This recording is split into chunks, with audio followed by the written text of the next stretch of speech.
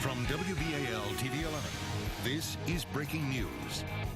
Good evening. We begin with breaking news tonight. Just moments ago, the U.S. Navy confirmed they have recovered the bodies of 7 missing sailors. Well, it's happened again. Police in Washington, D.C. say they found a noose outside of a museum today. Well, the numbers keep going up. Now 58 people presumed dead after that high-rise apartment fire in London. Let me tell you first off that utility crews are still back here on the scene right now, and they are looking here at the huge hole that has been left in the ground by this.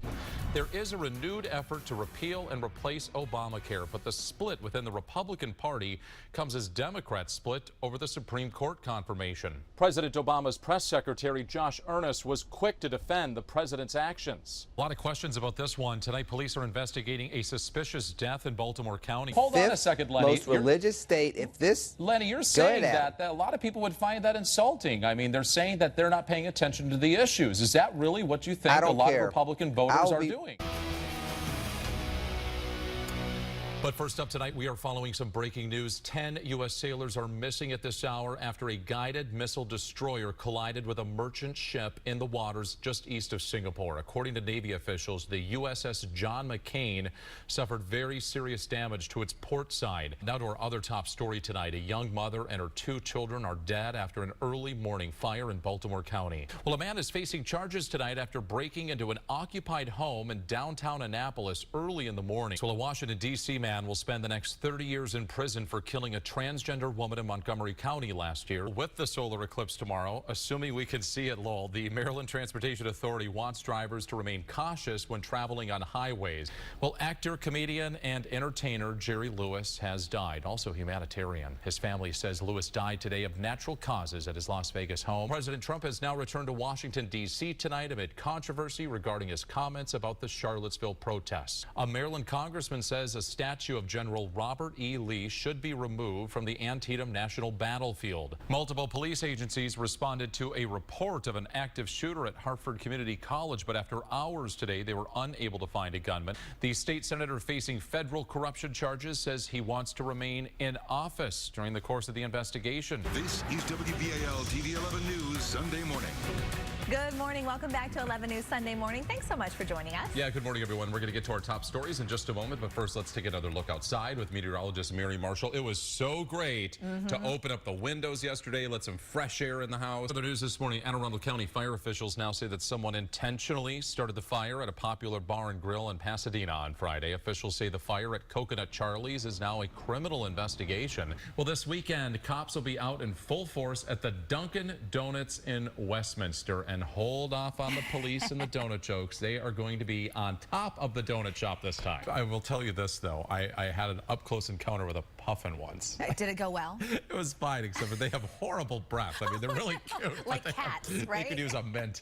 All right, well, right now the time is 6:28. All right, it is time to get up out of bed, time to stretch. 11 Fitness is coming up next. He gets to work out today. You should do it with me, though, Oh, no. So I'm going to push her feet back. Yep. This is like the buddy system. Yes, yes. Okay, should I throw him a little bit harder here? A little bit harder. Ursula, you all right here?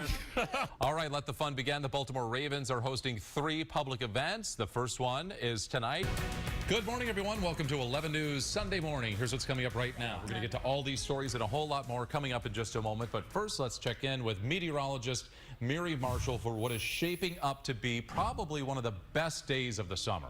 Perfect day, Mary. Thanks so much. Well, today does mark the 1-year anniversary of the devastating flooding that ravaged Ellicott City. That was back on July 30th in 2016. Yeah. You know, they got nearly a couple of months of rain in just a few hours, and it just left behind an absolute disaster there in Ellicott City. And one of our favorite camping treats, of course, is roasted marshmallows. Of course, I mean, who doesn't want that? Sam Blau from the Maryland Science Center now joining us to show us how you could do this. Hold on, with the power of light. Yes. You don't need a fire. So you're going to find that focal point and just right hold it there, and it'll take a few seconds. Okay. There we go, and it's perfectly safe. To the general manager, we are not trying to burn down the station today. This is going to be called. It's like eating puffed ice or something. Okay, Sam, thank you so much. This is great. Stay with us. Coming up next on 11 News, John Kerry and your Sunday Gardener segment. Try saying that with a mouthful of marshmallows. Taking a look at some of the stories we're following this morning. A man is dead after a shooting in West Baltimore. Officers arrived at Mosier and Benelux Streets just after 9 o'clock last night. In Baltimore County, they're honoring a woman who made a significant contribution to the world of medicine. Welcome back. It is the best part of Sunday morning, Sunday Brunch. And joining us this morning is Chef Andre Clark and Kelsey Carey from Spirit Cruises in Baltimore. Good morning. Good to have you guys with us. Yeah. If you were watching earlier, you saw that Chef Clark made some of the best ribs. That rub that you did was fantastic. Thank you. Thank you. And now we're going to talk about something a little bit healthier because we can't just live on ribs. Right. As much as we would all love to. What are you going to be preparing now? Thank you, Chef Clark. He said that to avoid putting too much dressing on your kale, you said just squeeze some lemon on it. Fresh lemon. And fresh lemon. What a there we great go. idea. We're going to give this a shot as Miri gives us another check at the weather. Oh, well, you're waiting till I have to take a bite of my kale to get the You can't get the weather. That is so fresh and It's it delicious. is so good right now. really I feel is. so healthy after eating half a rack of ribs at 7 o'clock this morning. And I'm not a kale fan, and that was actually really good. You're a kale fan? No. See, you just haven't had it the right way. That's right. Learn something new every day. Some fun things happening in the city as well today. It is the city's 288th birthday. They're having a celebration downtown if you're looking for something to do today. And of course, the Ravens practice gates open tonight at 5 p.m. at M&T Bank Stadium. Practice is at 6, and it is fireworks night. And it is free to get in. Free to get in, but parking is going to be $10. Don't forget cash. We're going to need that. All right. Thank you guys for coming in this morning, and Thank thanks so you. much for joining us. That's all the time we have. Thanks for watching. Donna, I've been talking to people now leaving the Orioles game. There were a number of people actually heading into the ballpark right when this explosion happened. And I talked to one gentleman who was standing roughly in the area where I am right now. And he said he thought he was almost going to die at the moment of this explosion. He said that's because chunks of debris like this, which are actually laying in the road right around me, just flew for about 100 yards or so in all directions. So it's not a wonder that some people were injured in this blast. Here's what we know right now. 5 people were taken away from this scene to hospitals, and the fire department is describing these injuries as minor. Utility crews are out here on the scene looking into this. They do not expect anything criminal played a role in this. Instead, they do believe it was some sort of a failure of this steam pipe that is located right here on Utah. A number of steam pipes do run across this city. The utility crews out here right now doing what they're calling a forensic investigation. So they're trying to figure out what caused this pipe to fail, sending that steam towering into the air and shattering windows at some of the hotels here nearby. As for traffic alerts for tomorrow morning, we should tell you that Pratt Street finally reopened within the last hour, and that is expected to stay open through tomorrow morning's rush hour commute. That's good because, as you know, this is a main artery through downtown. But back out here live on Utah Street, this road will definitely be shut down overnight, most likely into tomorrow. And now we get a better look here at the hole that's back here in the ground. The steam is still coming up here a little bit, nowhere near what it was like just a couple of hours ago, but utility crews will be out here monitoring the situation and launching their investigation all night long. Live downtown, Adam May, WBAL-TV 11 News. Yeah, they are still here on the scene. What they're trying to do is figure out if those unaccounted for made it out of the building or if they could possibly still be trapped in the rubble back here at this apartment complex. The explosion was huge. One resident of the complex said they thought it was a bomb blast, and someone else who lives a couple of blocks away said they thought it was an earthquake. This has been a really rough recovery for Jason Pierce. He actually underwent another surgery just yesterday. Now tonight we are learning that whoever attacked him and left him for dead right downtown may have committed another crime a short time later. Imagine with a plane like this, you didn't have to do a lot of cleaning on it. It looks brand new almost. This aircraft is in great condition. What are the possible uses for this C-27J? When I was young, I would flap, you know, and sometimes it'd be rather elaborate. I would sit on the floor and spin. He calls himself the autistic werewolf. It's how he describes his internal struggle with autism. Everybody, and I do mean pretty much everybody, with the exception of my parents, believed that I would never amount to anything. And I was told that so much that I believed it. For almost 2 decades, Wolf Dunaway lived in Section 8 housing and barely worked. Now his life is completely different. Towards the east when you look this way. Okay. He owns a condo overlooking Baltimore County, and he makes great money as a high-level technology specialist at the Social Security Administration. In his late 30s, he went back to school and learned about computers. Having a job gives you the freedom of saying that You know, you're living based on what you've earned. You're contributing to the society. Wolf's story is not the norm. 42% of autistic adults in their 20s are unemployed. This is not a problem that's going away. The diagnostic structure of autism is continuing to happen, and people do not end becoming autistic because they've graduated. Amy Taubenfeld is the director of Itinerus, a nonprofit that helps young autistic adults find jobs. For example, her daughter Annie started a greeting card business. Where do you sell your cards? Whole Foods. Fun. I know, they're really awesome. Itinerus is literally busting at the seams, unable to accept everyone that applies. That's because 500,000 autistic children will exit the school system in the U.S. over the next decade, about 2,000 in the Baltimore metro. That families are finding that their young adults are falling off the cliff at age 21.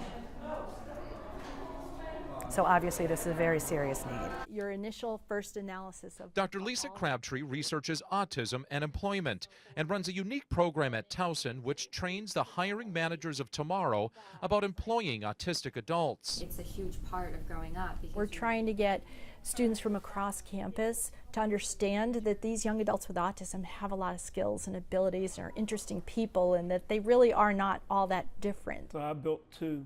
For Wolf, every day in the workplace, managing frustrations and engaging in social interactions remains a challenge. You turn it into something positive. But he also speaks to support groups across the nation, telling autistic adults they can start careers, and it's okay to be imperfect. The truth is, I want to be like you.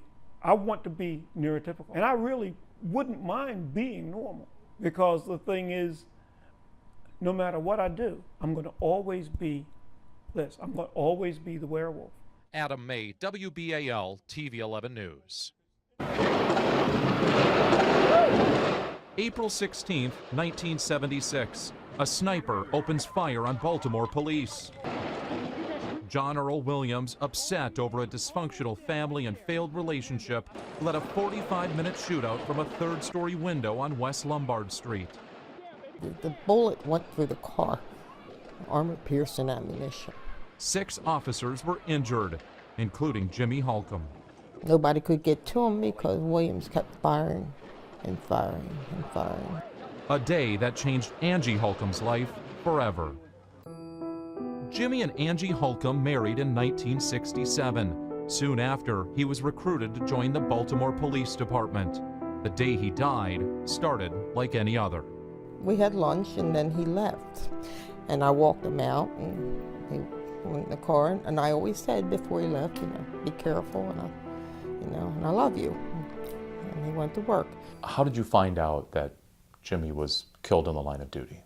I was putting the kids to bed and I heard a knock on the door.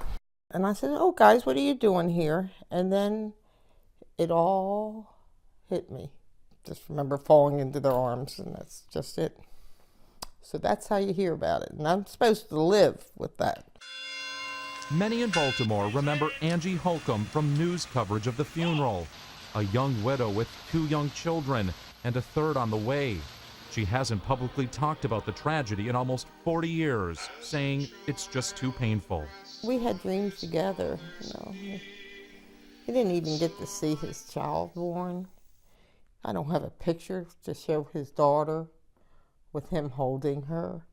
Angie Holcomb is breaking her silence because her husband's killer will get a new day in court on December 20th. 2 appeals based on faulty jury instructions and a failure to offer sentence modification could lead to either a retrial or Angie's biggest fear, her killer's release from prison if he's granted time served. I hate to use the word hate. I've never hated anyone in my life as much as I hate him. John Earl Williams was sentenced to life plus 60 years.